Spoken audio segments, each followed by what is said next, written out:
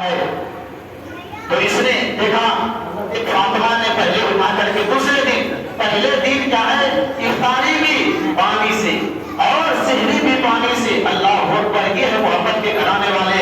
حضرت فاطمہ نے دے دیا، پھر حضرت علی نے بھی دے دیا، اور جب دیکھی یہ دونوں نے دے دیا تو اس دوسرے دن بھی دے دیا۔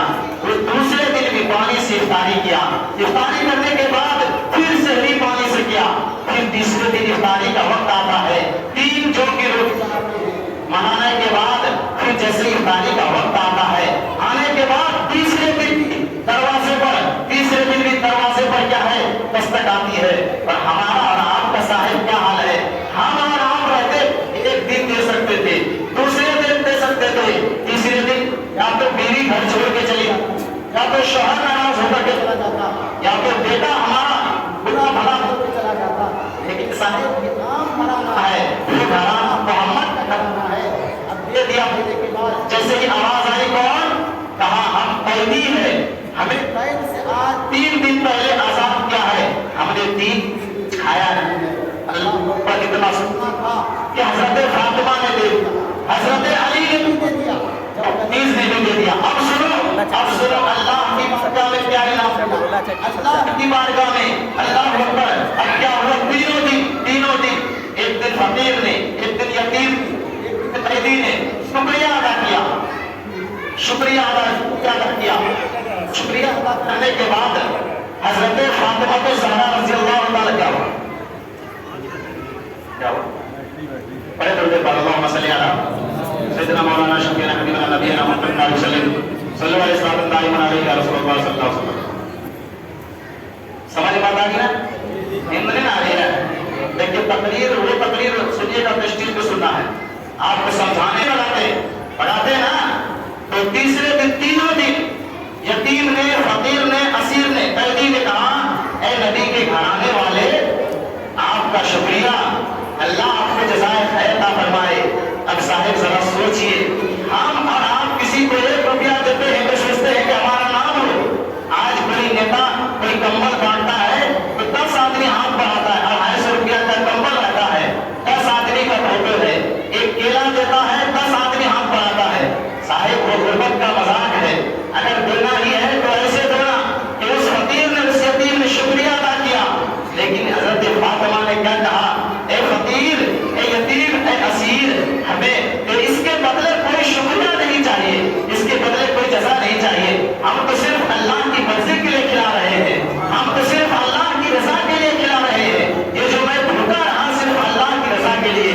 اب اللہ نے کتنا بڑا انعام دیا، اللہ تبارک و تعالیٰ نے حضرت فاطمہ کی ادا اللہ کو اتنا پسند آیا، اتنا پسند آیا کہ اللہ تبارک و تعالیٰ نے اپنے نبی پر وحی نازل کر دی، اور اس مومنٹ کو، اس واقعہ کو اللہ نے قرآن میں ذکر کر کے کیا اور کہا وَيُطْعِمُونَ الطَّعَامَ عَلَىٰ حُبِّهِ مِسْكِينًا وَيَتِيمًا وَأَسِيرًا۔ یعنی یہ اللہ کے نبی کے گھرانے والے جو کھلاتے ہیں، یہ شکریہ کے طور پہ نہیں کھلاتے بلکہ اللہ کی رضا کے لیے کھلاتے ہیں۔ بھوکے جو رہتے ہیں، نیت یہ رہتی ہے دنیا والا ناراض ہو جائے لیکن میرا رب راضی ہے۔ کیریکٹر فالو کرنا۔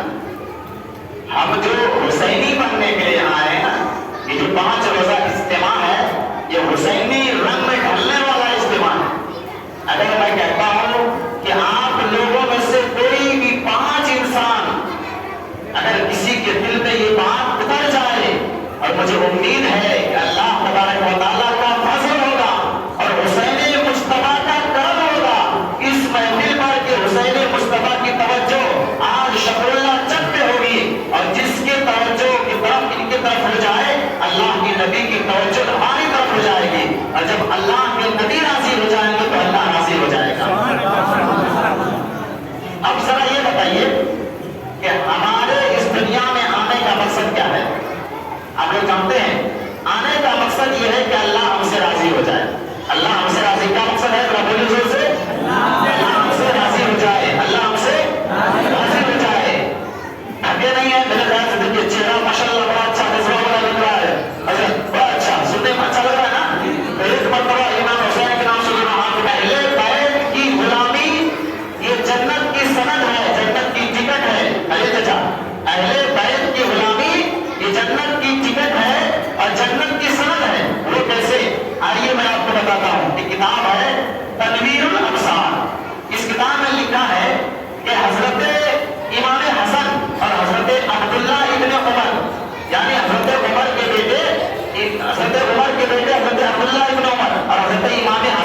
کچھ تھوڑی سی شکر رنجی ہو گئی. اب ذرا آپ کو بتائیں شکر رنجی کسے کہتے ہیں؟ تھوڑا غور سے سنیے. شکر رنجی مطلب دو دوست میں جب تھوڑی سی پاس پیار والی ہو جاتی ہے اسے شکر رنجی کرتے ہیں. جیسے کہ کوئی سماج کے مقتدی میں سے کوئی نماز کے وقت میں کہتے ادھر آ جاؤ، دیکھتے وہ مسکرا رہا ہے، دیکھتے وہ مسکرا رہا ہے، تو کہتے نہیں جائیں گے. یہ شکر رنجی ہے کہ لڑائی نہیں ہے. تو وہ ہے تو اتنے میں امام حسن نے حضرت عمر رضی اللہ تعالیٰ عنہ کے بیٹے کو کہا اے میرے نانا جان کے غلام کے بیٹے، حضرت اے میرے نانا جان کے غلام کے بیٹے ہوش سے بات کرنا. اس کے اندر اے غلام کے بیٹے ہوش سے بات کرو. تو اس نے امام حسن نے کہا اے میرے نانا جان کے غلام کے بیٹے ہوش سے بات کرو. یعنی حضرت عمر حضرت امام حسین رضی اللہ تعالیٰ عنہ کے نانا جان کون؟ میرے نبی علیہ السلام کے غلام تھے. یہ بات عبداللہ ابن عمر کو اچھی نہیں لگی اور اس وقت دور خلافت حضرت عمر فاروق کا تھا. آئے حضرت امام حسن نے شکایت کیا کہ ابا جان کیا ہے؟ حضرت امام حسن نے ہمیں کہا ہے غلام کا بیٹا، کہا ہے غلام کا بیٹا. اللہ اکبر. حضرت عمر فاروق نے کہا کس کے غلام کا بیٹا؟ حضرت حسن نے کہا، ان کے بیٹے نے کہا، حسن نے کہا ہے کہ میرے نانا کے غلام کے بیٹے. تو غلام کو غلام کر دیا. اب ذرا سوچیے اہل بیت اور امام حسین اور حضور کی غلامی کی سند.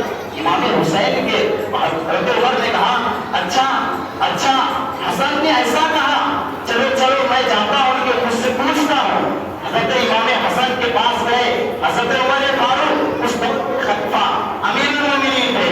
اگر وہ چاہتے اپنا پاور دکھا کر کے کہہ سکتے تھے کہ میں ابھی کا دور خلافت ہوں، خلیفہ ہوں، میرے پاس طاقت ہے، میرے پاس سیرت ہے، میرے پاس فوج ہے، میں کیسے غلام ہو سکتا ہوں. وہ آنے کے بعد کیا ہے کہتے ہیں اے نبی کے نواسے کیا آپ نے مجھے سچا غلام کہا ہے؟ حسن نے کہا ہاں میں نے آپ کو میں نانا کا غلام کہا ہے. کہا بیٹا ایسا کرو نا، ایک کاغذ لے کر کے آئے تھے. کہا بیٹا اس میں لکھ دو کہ میں واقعی میں تیرے نانا کا غلام ہوں. حسن نے قلم اٹھایا اور لکھ دیا کہ ہاں عمر میرے نبی میرے نانا کا غلام ہے. اتنا لینا تھا.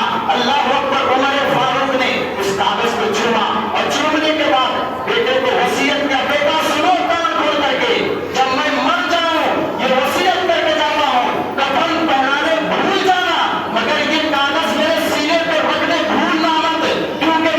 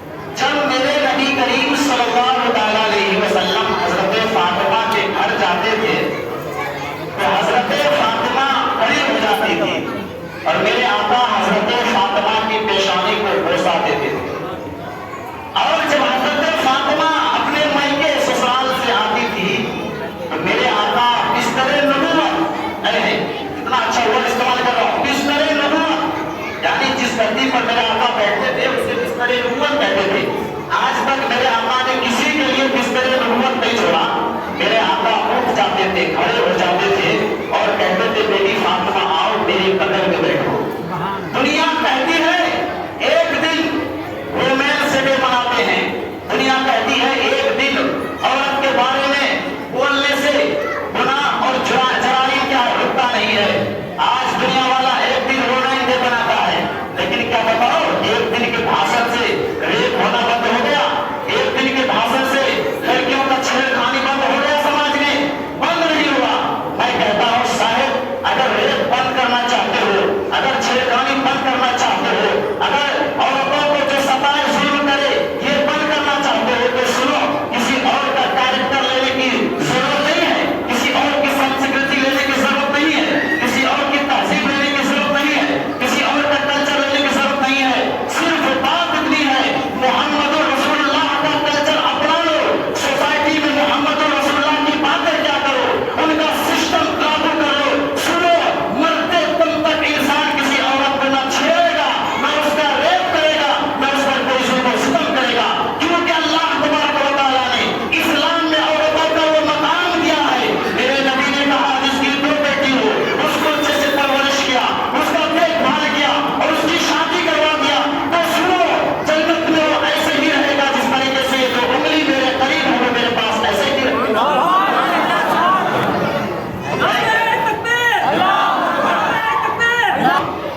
اب ہمارے سوسائٹی میں کیا ہوگا, ہم لوگوں کے گھروں میں اگر مائکے سے سسرال سے بیٹی آتی ہے, چھوٹے بچے لوگوں بھی چپ ہو جاؤ بیٹا, بچے لوگ میرے نبی نے کتنا احترام کیا کہ میرے نبی کی بیٹی آتی ہے اور اٹھ جاتے ہیں میرے آقا, اللہ اکبر, اٹھ جاتے ہیں میرے آقا.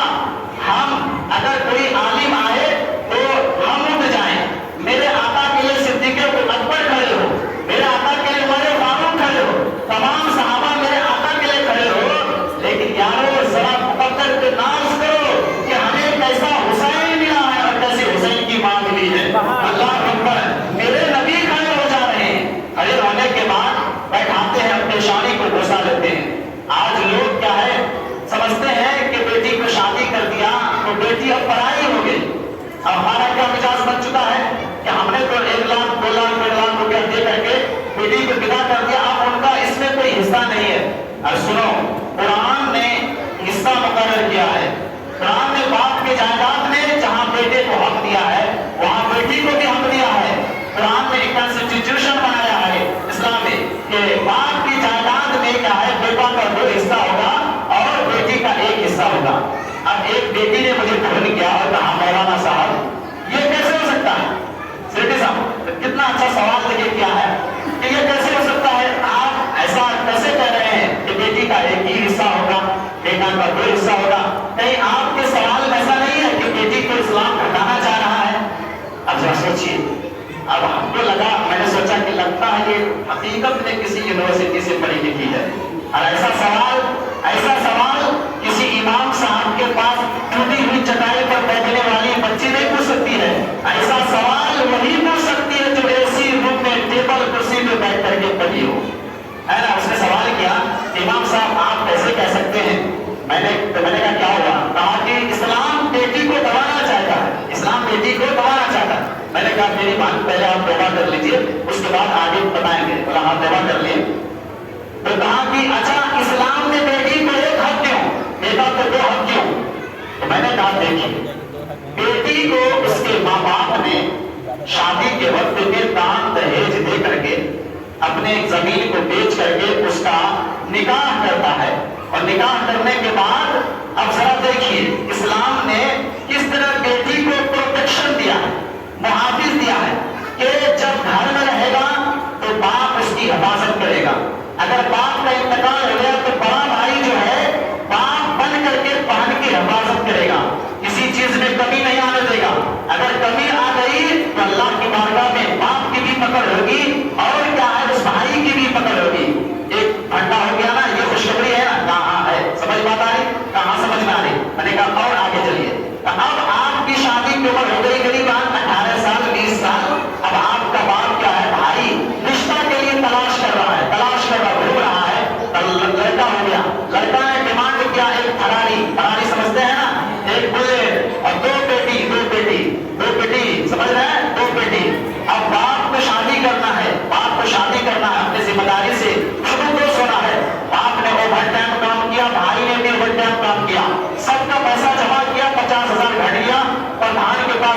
پہ قرض لیا، اس کے بعد شادی کر دیا آپ کی میری بات. اب دیکھیے اسلام نے آپ کا مقام بڑھایا کہ نہیں بڑھایا؟ کہاں بڑھایا؟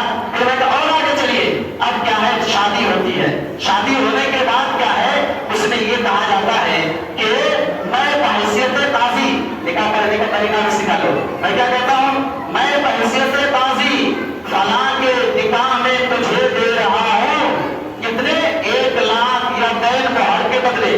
اب آگے والا جو کہتے ہیں ہم مہا نانو نفقہ و سکنا کے، یہ عربی ہو جاتا ہے، لیکن سنیے مہا ماما صاحب نان روٹی، نفقہ خرچہ، سکنا رہنے کے. یعنی کہ سنو، میں جو اپنی بیٹی کو بدا کر رہا ہوں، اے لڑکا اے دلہا، ویسے نہیں بدا کروں گا میری بیٹی کو، میری جان سی کلی کو ایسے ہی چھوڑ دوں تیرے ساتھ. پہلے تم عہد کرو، اللہ کی بارگاہ میں وعدہ کرو کہ میں اسے خرچ بھی دوں گا، میں اسے خرچ بھی دوں گا. اور ایسے خرچ نہیں کہ میں 1000 کا کپڑا پہنوں گا اور بیوی کو 200 روپے کپڑا پہنا. نہیں، جو کپڑا تم پہنتے ہو وہی بیوی کو پہناؤ، جو تم کھاتے ہو وہی بیوی کو کھلاؤ. اور اس کے بدلے میں کیا دے گا؟ بیوی کے منہ میں ایک نوارا جائے گا، اللہ تعالیٰ ایک نیکی عطا فرمائے گا، اللہ تعالیٰ ایک نیکی عطا فرمائے گا. تو ہم نے کہا کہ ہم مسلمان بہن کو ویسے نہیں چھوڑتے ہیں قرآن کے ساتھ، بلکہ آگے پیمان لیتے ہیں. میں نے کہا یہ مقام اللہ نے دیا کہ نہیں؟ کہاں اللہ نے دیا. میں سمجھ رہے ہیں؟ Are you understanding? تو کہتے ہیں یس آئی ایم انڈرسٹینڈنگ. میں سمجھ رہی ہوں. میں نے کہا اور آگے بڑھیے. آگے بڑھنے کے بعد کہا کہ اب یہ ہو گیا، اب اللہ نے بیٹے کو اس لیے دیا ہے کہ اب بیٹا رہا گھر میں. سوچیے، سنیے غور سے، بیٹا رہا گھر میں، باپ ہو گیا صحیح، باپ ہو گیا کمزور. اب باپ کی ذمہ داری بیٹے پہ آ گئی. اب بیٹے کو کیا ہے؟ باپ کا گھر دیکھنا ہے. بیٹے کو کیا ہے؟ باپ کا خرچہ چلانا ہے. بہن ہے تو اس کی پرورش کرنا ہے. ماں اگر بیمار ہے تو اس کی دوائی ملانا ہے. میں نے اور مثال دیا ہلکے سے کہ آج کل شوگر چلا ہے اور مہینے میں شوگر کی دوائی ختم ہوتی ہے. تو بیٹا تمام چیزوں کو کیا ہے؟ ذمہ داری لے کر کے آگے بڑھتا ہے. اتنے میں بیٹے کی عمر شادی ہو جاتی ہے، یہ فیملی اور بڑھ جاتی ہے. تو بیٹا کماتا ہے، تمام گھر والے کو کیا ہے؟ ذمہ داری کو سنبھالتا. اسی لیے اللہ نے اس کو 2 حصہ دیا ہے. اب میں نے کہا میری بہن، اب لگتا ہے بہت کلیئر ہو گیا ہوگا. اس نے کہا بھائی، ایسے مجھے کہا بھائی آپ نے اتنے اچھے سے سمجھایا، میں ابھی تک سمجھ رہی تھی کہ اسلام نے بیٹی کو مقام کیا گھٹایا ہے، لیکن اب جب آپ نے کہا تو مجھے سمجھ میں یہ آیا کہ بیٹا کا درجہ کم ہے، بیٹی کا درجہ اوپر ہے. تو میں نے کہا میری بہن ایسے ہی نہیں، اگر بیٹی کا درجہ اونچا نہیں ہوتا تو میرے آقا اپنی بیٹی کے لیے بستر نبوت نہیں چھوڑتے، بستر نبوت نہیں چھوڑتے. اسی لیے جب بھی بیٹی آئے اپنے گھر میں نا، اس کی پیشانی کو چما کرو، اس کو بوسہ دیا کرو، اس سے پوچھا کرو بیٹی کسی چیز کی تکلیف تو نہیں ہو رہی ہے. اور کہتے جب گھر ان کی بیٹی کے گھر جایا کرو تو کچھ نہ کچھ لے کر کے جایا کرو. اب اس کا یہ ہوگا کہ جب پتہ یہ چلے گا کہ آپ جب امام حسین اور سیدہ فاطمہ اور میرے نبی کے نقش قدم پر چلتے ہوئے حسینی رنگ میں اپنی زندگی گزار رہے ہیں تو کل قیامت میں آپ کا مقام اتنا ہوگا. میرے آقا نے کہا کہ ایسے لوگ میرے جنت میں ایسے قریب رہیں گے جیسے میرے ہاتھ کی انگلی قریب ہے. دوستان محترم، یہ ہے بات ہے. تو یہ اہل بیت کی فضیلت. اب اگر کوئی اہل بیت سے بغض رکھے، اس کے لیے میرے آقا کہتے ہیں کتاب کا نام ہے اہل بیت کی فضیلت. میرے آقا کہتے ہیں اگر کوئی شخص کعبہ شریف میں، کہاں کعبہ شریف میں رکن یمانی کے پاس، رکن یمانی یہاں حاجی صاحب کوئی ہے کیا؟ حاجی صاحب کوئی ہے؟ چلیے کوئی نہیں تو آج ہم دعا کرتے اللہ تعالیٰ کو حاجی اور حجیان بنا دے. اور میں کہتا ہوں کہ اے میرے نبی، میرے نواسے کی محفل سجائے. ہم تو کچھ نہیں چاہتے ہیں، مال نہیں چاہتے، دولت نہیں چاہتے، زر نہیں چاہتے ہیں، زراعت نہیں چاہتے ہیں. سب ایک زبان ہو کے کہو آقا تیرے بارگاہ کی حاضری چاہتے ہیں، تیرے بارگاہ کی حاضری چاہتے ہیں اور تیرا جلوہ زیبا کی زیارت چاہتے ہیں. اللہ اکبر. میرے آقا کہتے ہیں اگر کوئی شخص رکن یمانی یعنی کعبہ میں، مسجد نبوی کعبہ میں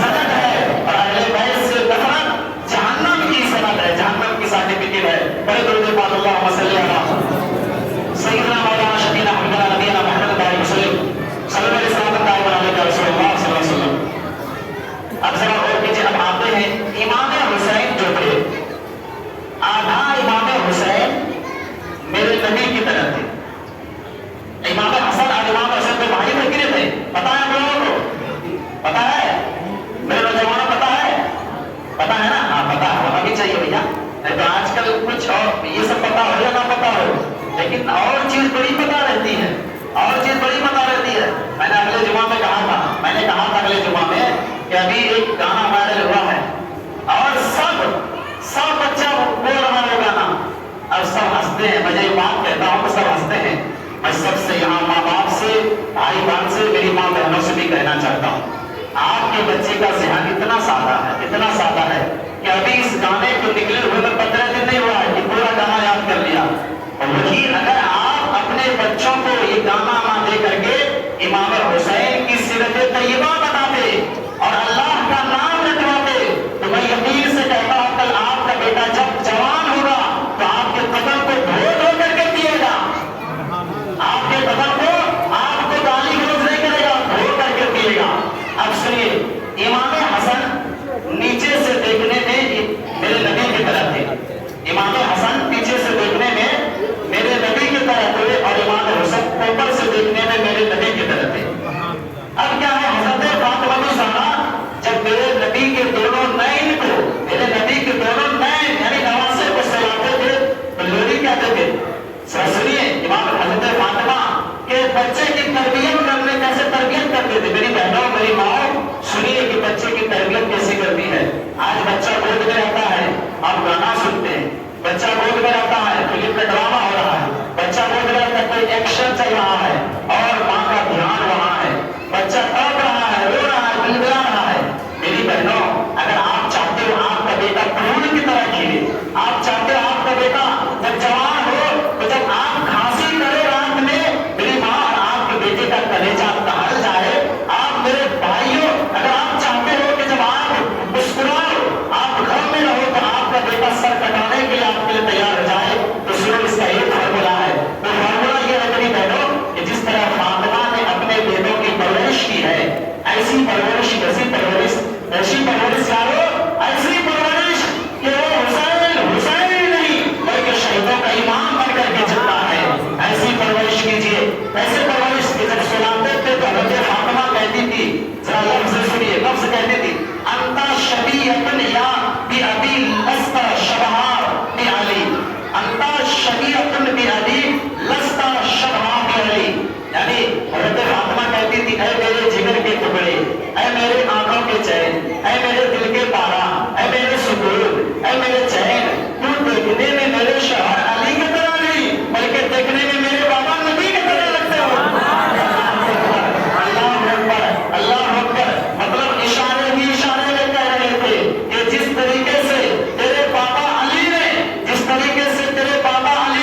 میدان خیبر میں قلعہ کو توڑ کر کے اس کا ڈھال بنا لیا تھا، ویسے ہی کربلا میں بیٹا جب تو جاؤ گے تو جو لوگوں کے کفار کے اور مسلمان کے خلاف جو ظہر کرتے ہیں اس کی لاش کو اپنا ڈھال بنا لینا اور نبی کی سنت پر چلتے ہوئے اسلام کو بچا لینا۔